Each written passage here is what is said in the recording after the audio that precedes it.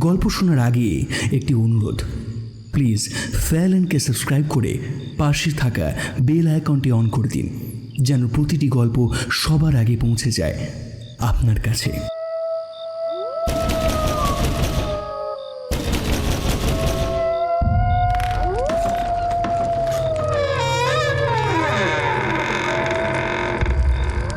কে কে কে কে ওখানে?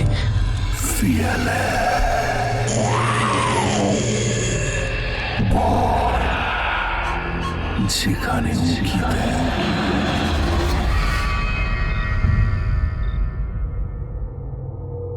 ঠিক তাই। আর আজকে আপনাদের ভয়ের রাজ্য থেকে ঘুরিয়ে নিয়ে আসব লেখক সজীব মাহমুদ নীলের কলমে নিশিথিনী। গল্প পাঠে শুভম, অন্যান্য চরিত্রে সৌমিক, সুদীপ, রঞ্জন এবং দেবজ্যোতি। গল্পের সূত্রধার এবং একটি বিশেষ চরিত্রে রয়েছি আমি, শিউলি। তাহলে শোনা যাক।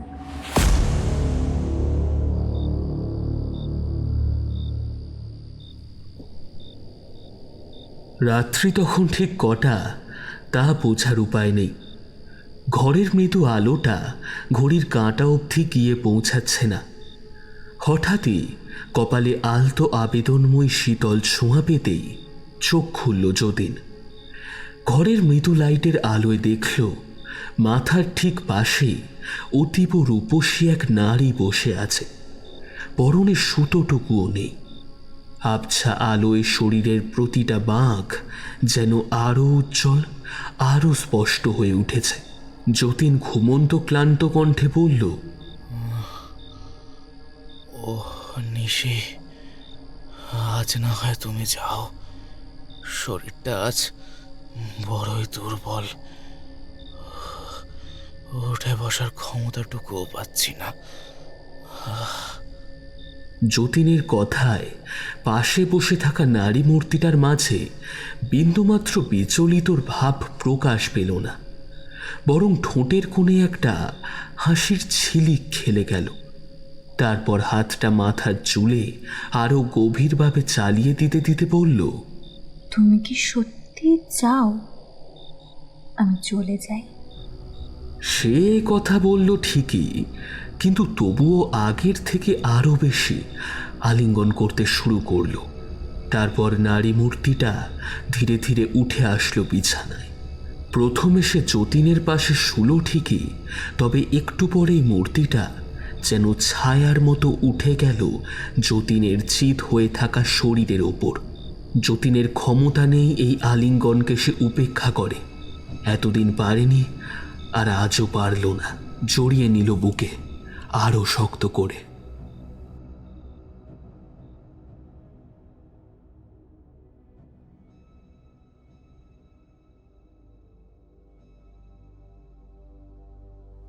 যতীনের বাবা মার চিন্তার অন্ত রইল না।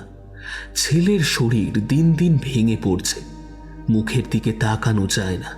কোটরে ঢুকে যাওয়া চোখের নিচে কালশিটে দাগ পড়ে গেছে, চোয়াল ভেঙে একাকার। হঠাৎ হলো কি করে? যতীন তো মাস ছয়েক আগেও এমনটা ছিল না।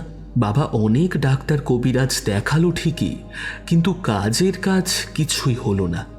দিন দিন ছেলেকে তো আর এভাবে মৃত্যুর দিকে এগিয়ে যেতে দেখতে পারবে না। মৃত্যুই বটে, কারণ এইভাবে আর বেশি দিন চলতে থাকলে মৃত্যুকে আর আটকানো সম্ভব হবে না। কিন্তু উপায় কি ভেবে পায় না দুজনের একজনও। যতীন এবার অনার্স পরীক্ষা দেবে। এতদিন সে গ্রামে থেকেই ভার্সিটিতে যেত।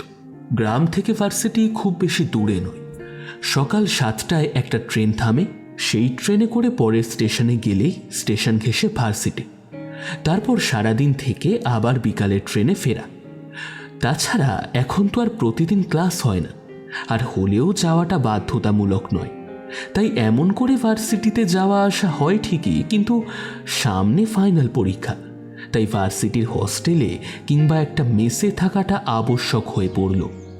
বাবাকে কথাটা বলতেই বাবা বললেন, তো বেশ তো, তাছাড়া ফাইনাল পরীক্ষার আগে সংসারের কথাটা মাথা থেকে বের করাটা জরুরি। পরীক্ষার আর কতদিন বাকি আছে তোমার? ওই 7 মাসের মতো। তা বেশ, এই মাস তো প্রায় ফুরিয়েই আসলো।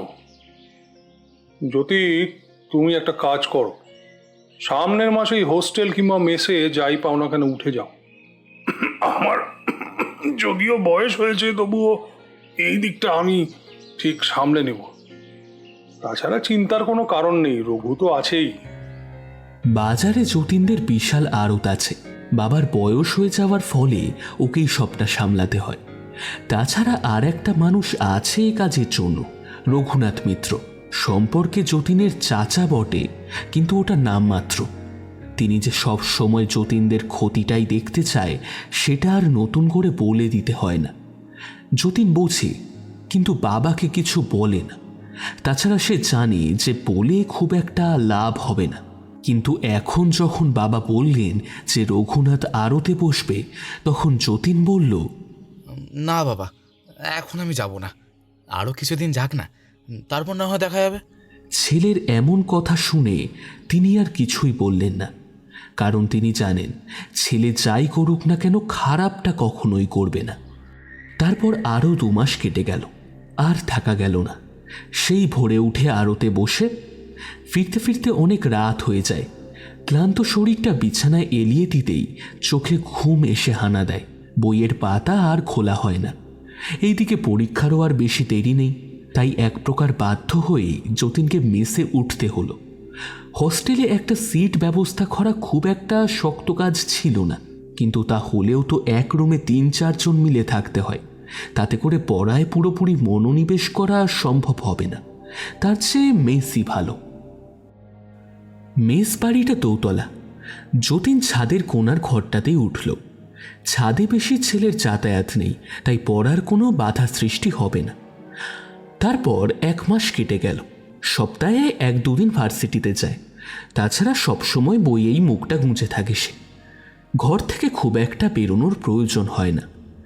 সেদিন অনেক রাত অবধি পড়াশোনা করার পর ঘুমানোর জন্য বিছানাতে শুলো বটে, কিন্তু ঘুম আসলো না।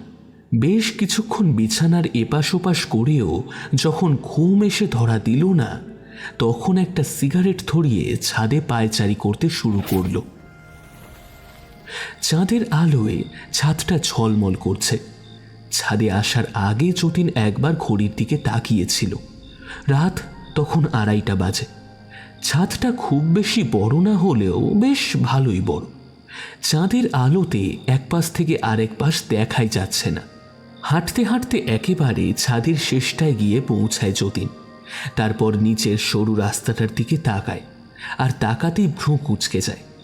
দেখল রাস্তার গ্যাস বাতিগুলো চলছে এখনো, আর তার ঠিক নিচেই দাঁড়িয়ে রয়েছে একটা মেয়ে। মেয়েটার মুখ স্পষ্ট বোঝা গেল না ঠিকই, কিন্তু দেহের গড়ন দেখে অনায়াসেই বলা যেতে পারে যে মেয়েটা যুবতী। বয়স ওই আন্দাজ 18 কি 19 হবে। যতীন বিস্মিত চাহনিতে তাকিয়ে থাকে মেয়েটার দিকে। মেয়েটা ঠিক ওর উল্টো দিকে ঘুরে আছে। আচ্ছা, চোখের ভুল নয় তো? এই রাস্তায় দিনের বেলাতেই খুব একটা লোক চলাচল করে না, আর সেখানে এত রাতে একটা যুবতী মেয়ে কি করছে? মনে একটা প্রশ্ন জাগলো ঠিকই, কিন্তু উত্তর নেই কোনো। যতীন এতক্ষণে এক দৃষ্টিতে চোখের পলক না ফেলেই তাকিয়েছিল সেদিকে। হঠাৎ করে চোখের পলক পড়তেই আরও বেশি অবাক হলো। মেয়েটা সেখানে নেই, যেন জায়গাতেই মিলিয়ে গেল। যতীন আরও বেশ কিছুক্ষণ তাকিয়ে থাকলো সেদিকে। নিজের চোখকেই যেন বিশ্বাস করতে পারছে না সে মনে মনে ভাবল, আসলেই কি সে কাউকে দেখেছে, নাকি সবটাই তার চোখের ভ্রম? এমনিতেই বেশি রাত জাগলে এমন হওয়াটা অস্বাভাবিক কিছু নয়, তবে কি ওর চোখ এতটাই ভুল দেখল? ঘরে এসে বেশ কিছুক্ষণ বিছানায় এপাশ ওপাশ করার পরও নিদ্রা দেবী এসে ধরা দিলেন না। মাথা থেকে সেই গ্যাস বাতির নিচে দাঁড়িয়ে থাকা মেয়েটার ভাবনাটা যেন যাচ্ছেই না। সে কি কোনো বাজে মেয়ে মানুষ নাকি? কিন্তু না, দেখে তো তেমন মনে হলো না। আর তাছাড়া আজকাল চোখের দেখায় কি সব কিছু বোঝা যায় নাকি? মেয়েটার মুখ যতীন দেখতে পায়নি, মনে মনেই একটা মুখের অবয়ব কল্পনা করতে লাগলো। আর কল্পনা করতে করতে কখন যে চোখের পাতা ঘুমে বুজে গেছে বুঝতেই পারল না। ঘুমিয়ে ঘুমিয়ে এক অদ্ভুত স্বপ্ন দেখল যতীন। বলাই বাহুল্য যে সে স্বপ্নে নৈতিকতার থেকে শ্লেষের মাত্রাটাই বেশি। ঘুম যখন ভাঙল তখন 10টা বেজে গেছে। ধর্মড়িয়ে উঠে বসে যতীন। আজ উঠতে বেশ খানিকটা দেরি হয়ে গেল। তাড়াতাড়ি করে বিছানা থেকে নামতে গিয়েও কেমন যেন একটা বাধা পেল সে। শরীরটা বেশ খানিকটা দুর্বল হয়ে পড়েছে। যতীন মনে মনে হাসে। আজকে একবার ভার্সিটিতে যেতেই হবে, 2 মাস পর পরীক্ষা, তাই এটাই শেষ যাওয়া। তাড়াতাড়ি গোসল করে খেয়ে দিয়ে বেরিয়ে পড়ল যতীন। দরজার সামনে গিয়ে মনে মনে একটা কৌতূহল জাগল তার। কাল রাতে মেয়েটা যে জায়গায় দাঁড়িয়েছিল সেখানে বেশ কিছুটা জায়গা জুড়ে বালি ছড়ানো আছে। যতীন এটা আগে একবার দেখেছিল। যদি কেউ সেখানে দাঁড়ায় নিশ্চয়ই তার পায়ের ছাপ বালিতে পড়বে। যদিও এমন আশা করাটা বোকামি, কারণ এর মধ্যেই হয়তো অনেকেই গিয়েছে সেদিক দিয়ে, কিন্তু তবুও সোজা রাস্তায় না গিয়ে একটু ঘুরে উল্টো দিকেই সে রাস্তাটায় হাঁটতে লাগলো। সে রাস্তা দিয়ে লোকজন যে খুব একটা চলাচল করে না, এটাই যা আশা।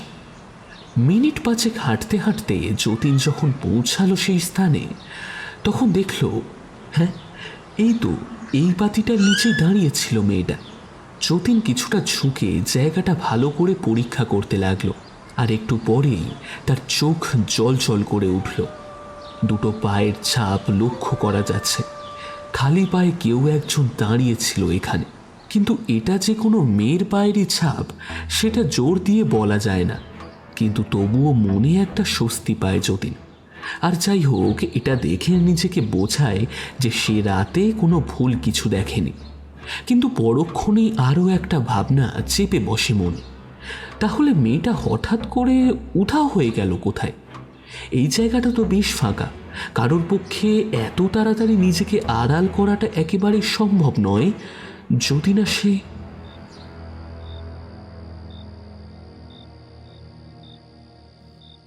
রাত 2টো। ঘুমাতে যাওয়ার আগে সিগারেটকে একটা অভ্যাসে পরিণত করেছে যতীন। সব সময় অবশ্য সে নিজের ঘরেই বসে কাজটা সমাধা করে, কিন্তু আজ কি যেন ভেবে দরজা খুলে বাইরে বেরিয়ে আসলো। তারপর সিগারেটটা হাতের আঙুলের মাঝে রেখে টানতে টানতে গিয়ে দাঁড়ালো ছাদের শেষ প্রান্তটায়। ভাবল, মেয়েটা কি আজও দাঁড়িয়ে থাকবে সেখানে? না, তা কি করে হয়? হয়তো কালকে কোনো কারণবশত সে এসেছিল। কথাটা ভাবতে ভাবতেই নিচের দিকে তাকায় যতীন, আর তাকাতেই চমকে ওঠে। আজও মেয়েটা দাঁড়িয়ে আছে ঠিক একই জায়গায়, কিন্তু আজ আর উল্টো দিকে ফিরে নয়। মেয়েটা তাকিয়ে আছে ওরই দিকে। দুজনার চোখাচোখি হতেই যতীন দেখল মেয়েটার ঠোঁটের কোণে একটা হাসির রেখা ফুটে উঠেছে। যতীন মন্ত্রমুগ্ধের মতো বেশ কিছুক্ষণ তাকিয়ে থাকলো সেদিকে। কেন জানি না মনে হচ্ছে এই সুন্দর রূপসী নারীকে সে আগেও দেখেছে কোথাও, কিন্তু কোথায় দেখেছে ঠিক মনে করতে পারল না। কিন্তু যখন মনে পড়ল তখন আরও বেশি অবাক হলো যতীন। হ্যাঁ, ঠিক তাই। কাল রাতে মেয়েটার একটা মুখের অবয়ব সে নিজের মতো করে ভেবেছিল, আর আজ অবিকল একই মূর্তি দাঁড়িয়ে আছে তারই সামনে গ্যাসপাতির ঠিক নিচে। এটা কি চোখের ভ্রম নাকি? 2 হাতের পিঠ দিয়ে চোখ দুটো একবার ডলে আবারও তাকালো সেদিকে। না, চোখের ভ্রম তো নয়। মেয়েটা এখনই ঠাঁয়ে দাঁড়িয়ে রয়েছে সেখানে। তারপর আস্তে আস্তে মিলিয়ে গেল অন্ধকারে। যতীন বেশ কিছুক্ষণ তন্দ্রাচ্ছন্নের মতো দাঁড়িয়ে থাকলো। ভাবল, এটাও কি সম্ভব নাকি? কিন্তু আজ আর চোখের ভুল নয়। সে পরিষ্কার দেখেছে মেয়েটাকে দাঁড়িয়ে থাকতে। সিগারেটটা টানবিহীনভাবে পুড়ে হাতে এসে একটা আঁচ লাগতেই ঘোর কাটল যতীনের। 2 চোখে ঘুম নেই তার। হিসাব মেলাতে পারছে না যতীন। মেয়েটার সেই মায়াবী মুখখানা বারবার ভেসে উঠছে চোখের সামনে। মনে একটা বাসনা জেগেছে এরই মধ্যে। এমন রূপসী নারীকে যে কোনো পুরুষ কাছে পাওয়ার বাসনা করবে, এটাই স্বাভাবিক। যতীনও এর ব্যতিক্রম নয়। এসব নানান কথা ভাবতে ভাবতে ঘুমিয়ে পড়ল যতীন। আজও একটা অদ্ভুত স্বপ্ন দেখল সে। এই স্বপ্ন সে আগেও একবার দেখেছে। আজও ঘুম ভাঙতে বেশ একটু দেরি হলো যতীনের। শরীরটা বেশ দুর্বল হয়ে পড়েছে, উঠে বসার শক্তিটুকুও যেন নেই। বেশ কিছুক্ষণ শুয়ে থাকার পরও আস্তে আস্তে শরীরটা কিছুটা স্বাভাবিক হলো বটে, কিন্তু দুর্বলতার রেশটুকু রয়েই গেল। সারাদিন আর কাজের কাজ কিছুই হলো না, পড়াতেও মন বসছে না। কেবল সেই নারীর একটা ছবি ভেসে উঠছে চোখের সামনে। অনেক চেষ্টা করেও কোনো কাজে আর মন বসাতে পারছে না, তাই এক প্রকার হাল ছেড়েই দিল। সারাদিন শরীর কিছুটা শক্ত থাকলেও রাত বাড়ার সাথে সাথে দুর্বলতাটা যেন বেড়ে গেল কয়েক গুণ। সারাদিন ঠিক করে কিছুই খাওয়া হয়নি, রাতেও খেতে ইচ্ছা করছে না। রাত বাড়তে থাকে।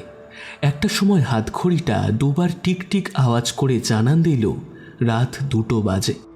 মন চঞ্চল হয়ে ওঠে যতীনের। মেয়েটা হয়তো আজও দাঁড়িয়ে আছে ওখানে। তাড়াতাড়ি উঠতে গিয়েও থেমে যায় যতীন। একটা শীতল হাত এসে পড়েছে তার কাঁধে। হাতটা যেন তাকে বাধা দিয়ে বলছে, থাক, আর উঠতে হবে না। চমকে ওঠে যতীন।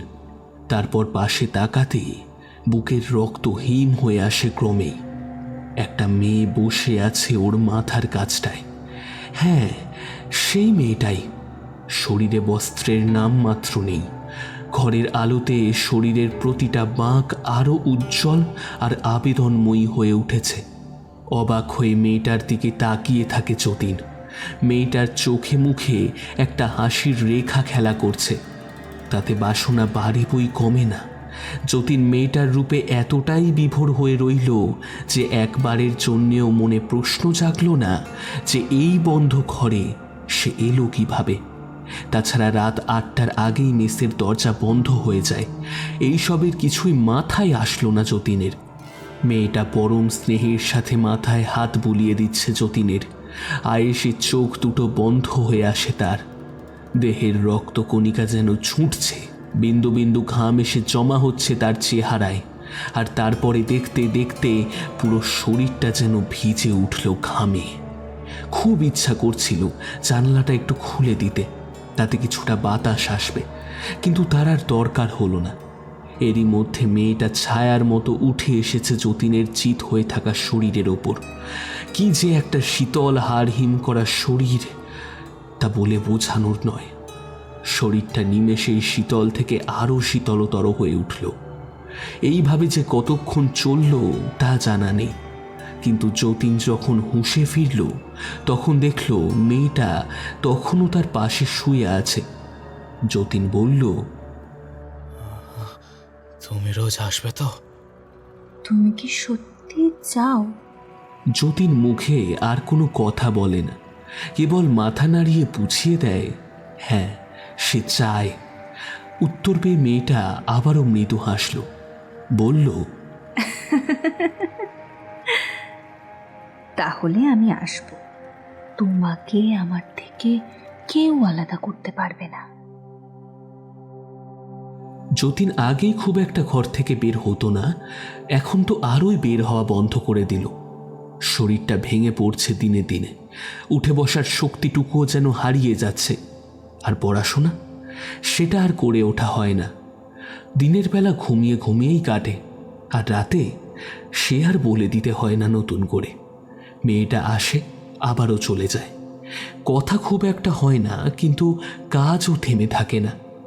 যতীন লক্ষ্য করে সারাদিন শরীরের এতটুকু শক্তি না থাকলেও রাতে যেন এসে ভর করে এক আসুরিক শক্তি, কিন্তু সেটাও বেশিক্ষণ স্থায়ী হয় না। কেবল মেয়েটা যখনই আসে তখনই মাত্র। মনে হয় মেয়েটা যাওয়ার সাথে সাথে ওর শরীর থেকে সবটুকু বলও নিয়ে যায়। তারপরেই শরীরে নেমে আসে এক রাজ্যের ক্লান্তি।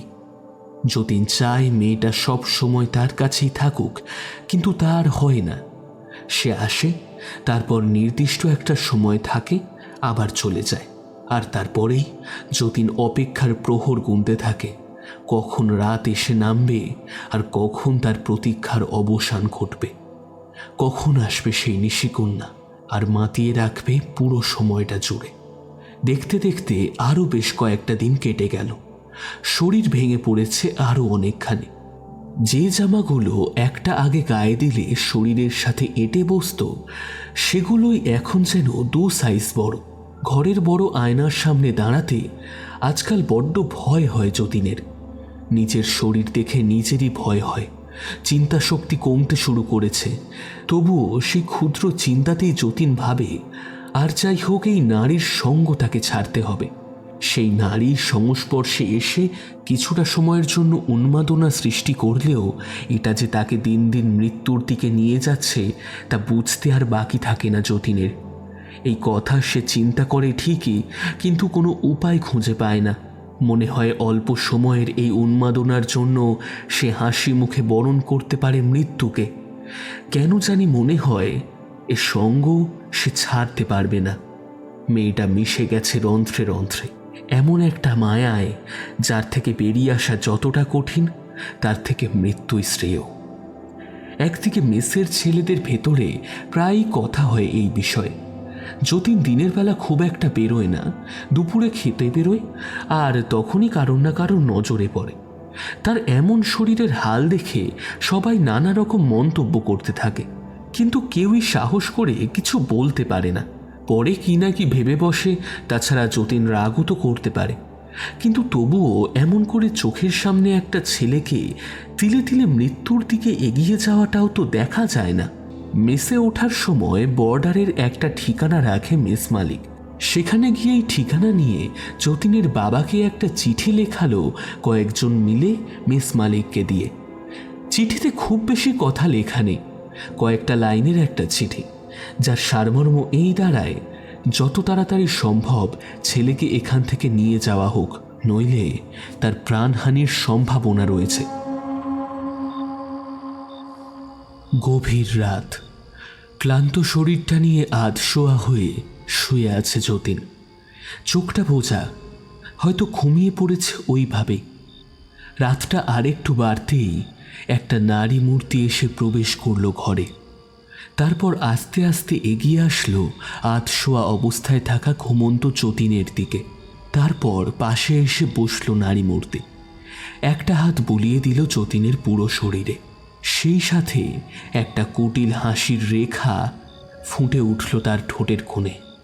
কানে কানে বলল, জ্যোতি, জ্যোতি ওঠো, দেখো আমি এসেছি। মিহিনারী কণ্ঠে ঘুম ভেঙে যায় যতীনের। চোখ মেলে তাকায় মেয়েটার দিকে। চোখে মুখে একটা আনন্দের ঝিলিক ফুটে ওঠে। 2 বাহুতে ভর দিয়ে ওঠার চেষ্টা করে যতীন, কিন্তু পারে না। মেয়েটা হাতের ইশারায় বাধা দেয় তাকে, বলে, উঠো না, শুয়েই থাকো তুমি, আজ তোমাকে বড় ক্লান্ত মনে হচ্ছে। যতীন বাধা পেয়ে আর ওঠার চেষ্টা করে না, আবারও শুয়ে পড়ে। মেয়েটা মাথায় হাত বুলিয়ে দিতে থাকে, পরম মমতার সেই হাত, যেন ক্ষণে ক্ষণে শরীরের ক্লান্তিটা আরও বাড়িয়ে দেয় শতগুণে। যতীন বলে, হ্যাঁ, শরীরটা বড্ড দুর্বল। তোমার সাথে দেখা হওয়ার পর থেকেই বড্ড দুর্বল। মেয়েটা কোনো কথা বলে না, কেবল ঠোঁটের কোণে আবারও হাসির রেখা ফুটে ওঠে তার। তবে কি আজ আমি চলে যাব?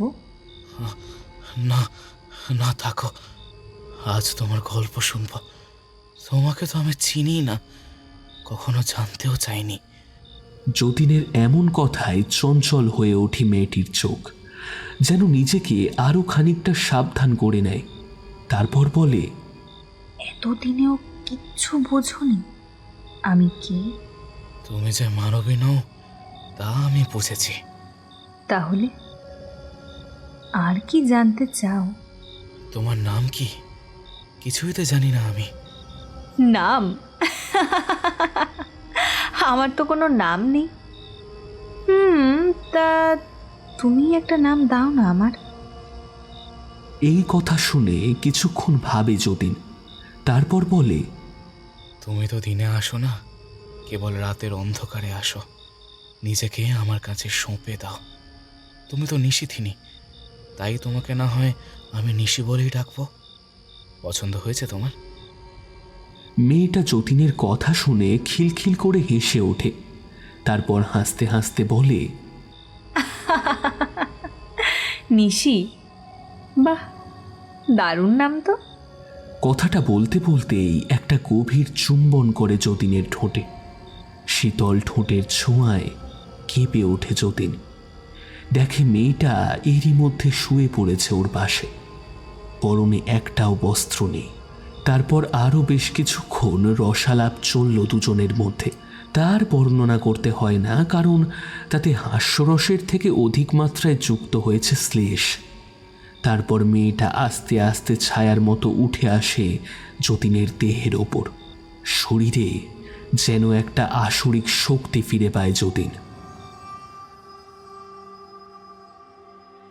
হাতে এমন চিঠি পেয়ে আর কাল বিলম্ব করে না যতীনের বাবা। সকালের ট্রেনেই চলে আসেন ছেলের কাছে।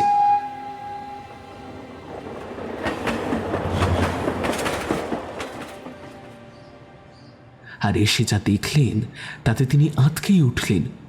এ কি হাল হয়েছে ছেলের! মুখের দিকে তাকানো চায় না। কোটরে ঢুকে যাওয়া চোখের নিচে কালশিটে দাগ পড়ে গেছে। চোয়াল ভেঙে একাকার। বাবাকে এমন হঠাৎ করে দেখে বেশ চমকে উঠল যতীন। বলল, বাবা, তুমি এখানে কেন? বাড়ির সবাই ঠিক আছে তো? আর মা? বাবা কোনো কথা বলল না, কেবল গম্ভীর স্বরে বললেন, জ্যোতি, তোমার আর এখানে থেকে কোনো কাজ নেই। তুমি চলো, চলো আমার সাথে চলো। কিন্তু আমার পরীক্ষা। পরীক্ষা পরীক্ষা দেখা যাবে, তুমি এখন চলো তো, চলো।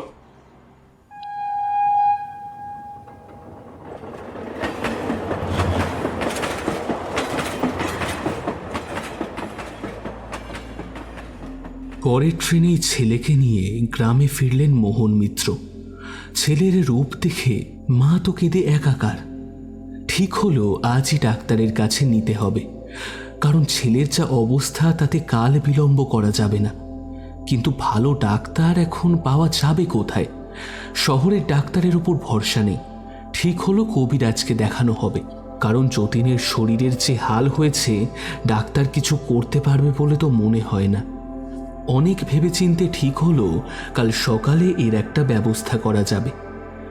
দেখতে দেখতে দিনের আলো ফুরিয়ে আসে। তারপর নেমে আসে রাত। ক্রমেই রাত গভীর হয়। যতীন নিজের ঘরে শুয়েছিল, ঘুম আসছে না তার। হঠাৎ মাথায় একটা হাতের ছোঁয়া পেতেই সে চমকে উঠল। পাশে তাকাতেই দেখল নিশি দাঁড়িয়ে রয়েছে। চোখ মুখ থেকে ঠিকরে পড়ছে বিষাদের আর ক্ষোভের আগুন। কড়া অথচ চাপা কণ্ঠে সে বলল, এখানে চলে আসলে যে? কি মনে করেছো এখানে আমি আসতে পারবো না? জ্যোতি, একটা কথা মনে রেখো, তোমাকে আমার কাছ থেকে কেউ আলাদা করতে পারবে না। যতীন তো হতবাক। এই নারী মূর্তিকে তো সে আগে দেখেনি। নিশির এমন অগ্নিমূর্তি দেখে আঁতকে ওঠে যতীন। ভয়ে ভয়ে বলে, বাবা হঠাৎ করে কিছু না জানিয়ে নিয়ে এসেছে। তুমি চিন্তা করো না, আমি খুব তাড়াতাড়ি ফিরে যাব আবার। তুমি এখন যাও নিশি, কেউ দেখে ফেললে সমস্যা হবে। যতীনের কথা শুনে নিশি বেশ কিছুক্ষণ ঠায় দাঁড়িয়ে রইল। তারপর বলল, বেশ, আমি যাচ্ছি। তবে মনে রেখো, আমি কিন্তু আবার আসব। কথাটা বলেই হাওয়ায় মিলিয়ে যায় নিশি। যতীন বেশ কিছুক্ষণ তাকিয়ে থাকে সেদিকে, যেখানে এতক্ষণ নিশি দাঁড়িয়েছিল। তারপর আরও কয়েকদিন যতীন নানান অজুহাতে ফিরিয়ে দিল নিশিকে। নিশি কোনো কথা না বলেই ফিরে যায়। যতীন বুঝল এই কয়েকদিনের শরীরটা একটু ভালোর দিকে এগিয়েছে তার। মনে মনে ভাবল যে করেই হোক নিশিকে আর কাছে আসতে দেওয়া যাবে না। কিন্তু সেটা সম্ভব কিভাবে? মানুষ হলে না হয় দরজা বন্ধ করে রেখে তাকে আটকানো যেত, কিন্তু নিশি তো মানুষ নয়, সে তো হাওয়া, অশরীরী। আর হাওয়াকে তো আটকানো যায় না। সে আসবেই, যতীন একটা কথা খুব ভালোভাবে বুঝতে পারল যে নিশি এই কয়েকদিনে ফিরে গেলেও সে হাল ছেড়ে দেবে না, আবার আসবে। যদি বাধা দেওয়া যায় তাহলে হয়তো পরে খারাপ কিছুই করবে একটা। কিন্তু সে খারাপ কি? মৃত্যু। একটা অস্বাভাবিক মৃত্যু। এরা যাকে কামনা করে তাকে জয় করে, আর জয় করতে না পারলে ছিনিয়ে নেয়।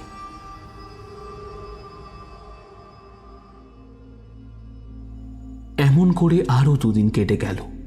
আজ যতীনের শরীরটা বেশ খানিকটা ভালো, কিন্তু রাত হলেই মনে একটা ভয় এসে দানা বাঁধে। নিশি, সে আসবে, আর আসলেই রাত তখন ঠিক কয়টা হবে তা বোঝার উপায় নেই। ঘরের মৃদু আলোটা ঘড়ির কাঁটা অবধি ঠিকঠাক পৌঁছাচ্ছে না। হঠাৎই কপালে আলতো করে আবেদনময় শীতল ছোঁয়া পেতেই চোখ খুলল যতীন।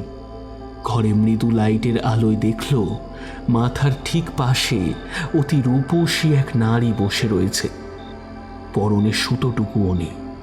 আবছা আলোয় শরীরের প্রতিটা বাঁক যেন বোঝা যাচ্ছে। যতীন আধো ঘুমে ক্লান্ত কণ্ঠে বলল, ও নিশি, আজ না হয় তুমি যাও, শরীরটা আজ বড়ই দুর্বল, উঠে বসার ক্ষমতাটুকুও পাচ্ছি না আমি।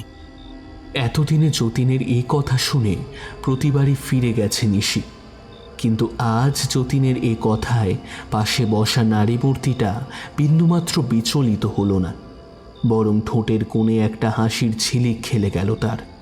তারপর হাতটা মাথার চুলে আরও গভীরভাবে চালিয়ে দিয়ে বলল, তুমি কি সত্যি চাও আমি চলে যাই? সে এ কথা বলল ঠিকই, কিন্তু তবুও আগের চেয়ে আরও বেশি আলিঙ্গন করতে শুরু করলো। তারপর নারী মূর্তিটা ধীরে ধীরে উঠে আসলো বিছানায়। প্রথমে সে যতীনের পাশে শুলো বটে, তবে একটু পরেই নারী মূর্তিটা যেন ছায়ার মতো উঠে গেল যতীনের চিত হয়ে থাকা শরীরটার ওপর। যতীনের ক্ষমতা নেই এই আলিঙ্গনকে সে উপেক্ষা করে। এতদিন পারেনি, আর আজও পারল না। জড়িয়ে নিল বুকে শক্ত করে। নিশি বলল, শুনলাম তোমার বাবা, আমি যেন কাছে না আসতে পারি সেই ব্যবস্থা করেছে। শুনে রাখো, এতে কিন্তু কোনো ফল হবে না। আমি কোনো দিন তোমাকে ছেড়ে যাব না, আর গেলেও তোমাকে নিয়েই যাব। এই শেষ কথাটা শুনে যতীনের বুকের ভেতরটা আঁতকে উঠল, কিন্তু এ নারীর ছোঁয়া বিষের মতো। ঘোর কাটল না যতীনের, মেতে রইল নিজের মাঝে, হয়তো নিজের নয় বরং নিশির অটুট বন্ধনে।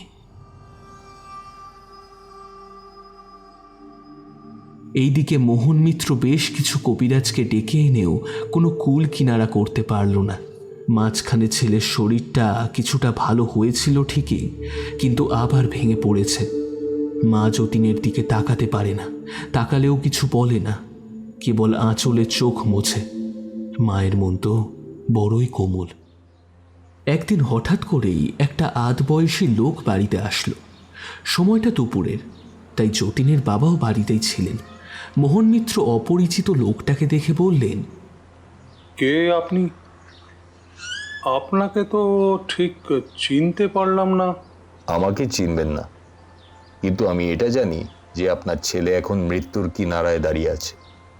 লোকটার কথা শুনে মোহন মিত্র খানিকটা উদাস কণ্ঠেই বলল, হ্যাঁ, অনেক তো চেষ্টা করলাম, কিন্তু কেউই কোনো কুল করতে পারলো না। অনেকটা দেরি হয়ে গেছে, এখন আর ছাড়ানো যাবে না, আর গেলেও তা হবে ভয়াবহ। ভয়াবহ? সে কেমন? লোকটা এ প্রশ্নের কোনো জবাব দিল না, কেবল কাঁধের ছোলা থেকে একটা কাগজ বের করে মোহন মিত্রের হাতে দিয়ে বলল, এই কাগজটা আপনার ছেলের হাতে দেবেন, আশা করি সে বুঝবে। বলবেন সে চলে গেলে যেন খুলে দেখে। আর হ্যাঁ, আপনি খুলবেন না, তাতে হিতে বিপরীত হতে পারে। হ্যাঁ, কে কে চলে গেলে? লোকটা কোনো উত্তর দিল না। কথাটা বলে আর এক মুহূর্ত দাঁড়ালো না সেখানে। মোহন মিত্র দেখল একটা কালো কাগজ তার হাতে। ভেতরে যে খুব বেশি কিছু লেখা নেই তা তিনি বুঝতেই পারলেন, কারণ কাগজের টুকরোটা ছিল খুবই ছোট। মোহন মিত্র ছেলের ঘরে গিয়ে দেখলেন যতীন শুয়ে আছে। না, ঘুমায়নি, কেবল শুয়েই আছে। বাবাকে দেখেই সে বলল, বাবা তুমি কিছু বলবে? মোহন মিত্র ছেলেকে উঠতে নিষেধ করে কাগজটা হাতে দিয়ে বললেন, যতীন, একটা লোক এসে এই কাগজটা দিয়ে গেল, বলল যে সে চলে গেলে খুলতে, হয়তো হয়তো এতেই মুক্তি মিলবে। যতীন কোনো কথা বলল না, কেবল বাবার হাত থেকে কাগজটা নিল, তারপর বালিশের নিচে রেখে দিল। কাগজটা কে দিল, কেন দিল, এসব কোনোটাই সে জানতে চাইল না।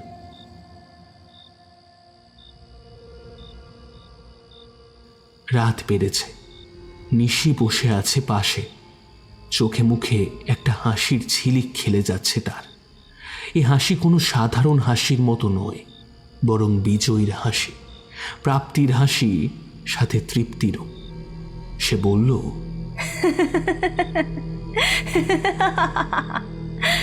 তোমার বাবা তোমাকে এখানে এনে ভুল করেছে জ্যোতি, আর তার থেকেও বড় ভুল করেছে আমাকে তোমার কাছে আসতে বাধা দিতে চেয়ে।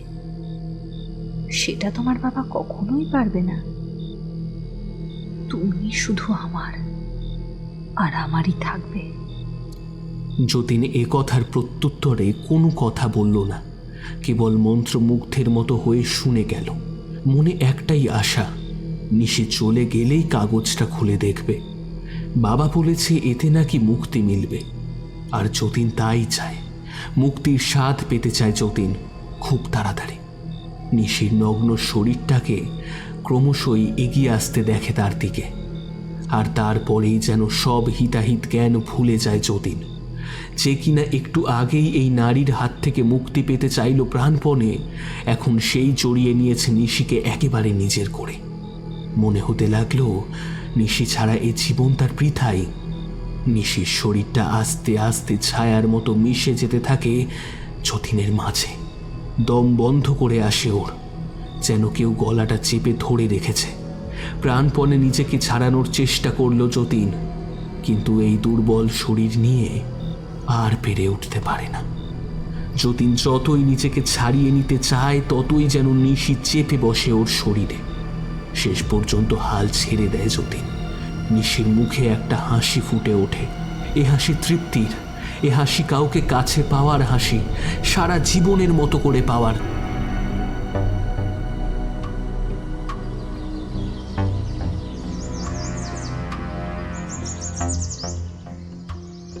পরের দিন সকালে অনেকক্ষণ ডাকাডাকির পরেও যখন যতীন ঘরের দরজা খুলল না, তখন এক প্রকার দরজা ভেঙেই ঢুকতে হলো ঘরে। ঘরে ঢুকেই সবাই আঁতকে উঠল। কোথায় যতীন? ঘরে কোনো মানুষ নেই, তার বদলে বিছানায় পড়ে আছে একটা রক্ত মাংসহীন কঙ্কাল, আর তার পাশেই একটা কালো কাগজ। এই কাগজটা মোহন মিত্র নিজের ছেলেকেই দিয়েছিল দুপুরে। কাঁপা কাঁপা হাতে কঙ্কালটার কাছ থেকে কাগজটা তুলে নিলেন তিনি। তাতে লেখা রয়েছে, এটাই মুক্তি।